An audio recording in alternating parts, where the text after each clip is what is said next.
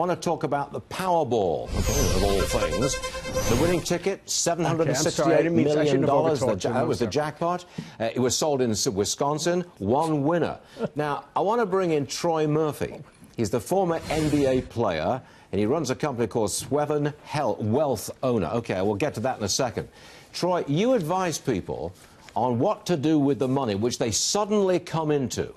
So what advice would you give to this huge lottery win?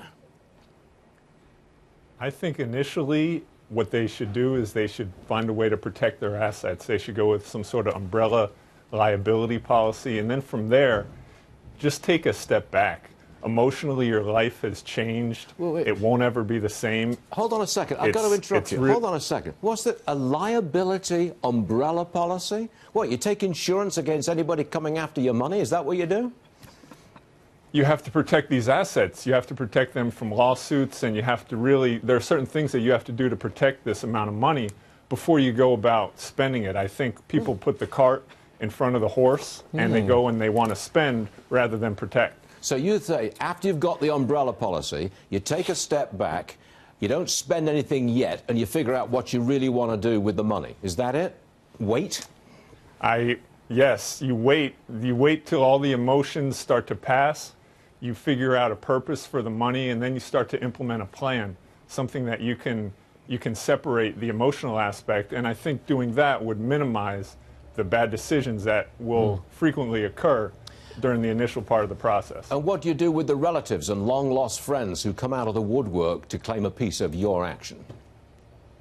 That's all part of the first initial aspect, where you have to start to manage those relationships. You have to manage the expectations, the entitlement that people might have. Do you say no? Do you say no to people? You have to. You have to say no. Absolutely. You have to be ready to have difficult conversations. Absolutely. Okay, now, this is what you do for a living. I want to know how you got into this, because I think you got into this because you've got a basketball background, and you probably, I think, knew a lot of young players who squandered the big bucks that suddenly came onto you. So that's your line of business, isn't it? It is. So my experience is I left school at 20 and pursued a professional basketball career, and I found myself in a situation financially that I just wasn't at that time prepared to handle. I had people coming at me from different angles. I got a lot of advice, some of it good, some of it bad. I was able to ultimately figure it out, but a lot of my contemporaries didn't have that luxury and weren't as successful. So I'm trying to provide a service here that will help people try to take a more direct route rather than the circuitous route that I ended up taking. As you know, obviously, the NCAA's Sweet 16, I think it starts tonight, actually. Yep. We have a senator from Connecticut, Chris Murphy. He says, pay student athletes. Do you have an opinion on that? You know, I couldn't agree more. I think student athletes should definitely be paid. I think it's an antiquated system that's currently in place. You have coaches that are being paid millions of dollars, if not in the tens of millions, schools making the tens of millions, even assistant coaches are making seven figures, and the players aren't receiving any of that, and they're the product that's out on the court.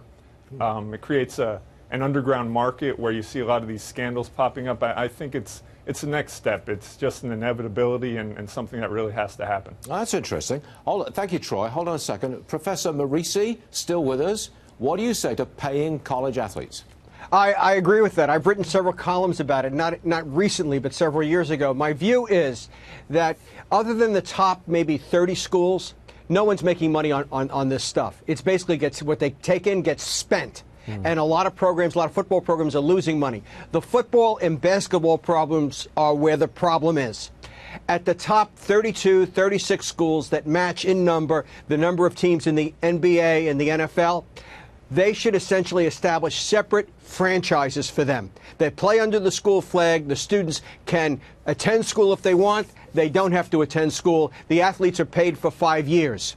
They essentially represent, quote, the University of Maryland in the Big Ten, or the University of Michigan in the Big Ten. The rest of the schools, no more scholarships, the kind of regime I said before. These kids are terribly exploited, and we have terrible examples of kids that aren't quite big enough for the NFL with lifetime injuries, no benefits, no health care, no nothing, especially linemen. It's an absolute atrocity. A student was killed at my university last year, and the president got to send 2 more years in office and do a valedictorian lap, having, Mr. Bloomberg come and speak at commencement. It's completely insane what's going on. Okay. And by the way, I've been involved in this enough to know that it is the university presidents, even more than the coaches, that are ultimately culpable for these atrocities. They're drunk on the fame and on the affiliation of being with rich people on game day. You have to see these pompous people on game day. Okay. A heated debate, and I'm sure it will continue at some point. Calm down, gentlemen. Troy and Peter, both of you, thanks very much indeed. That was very interesting stuff. Yeah. Okay. Thank you.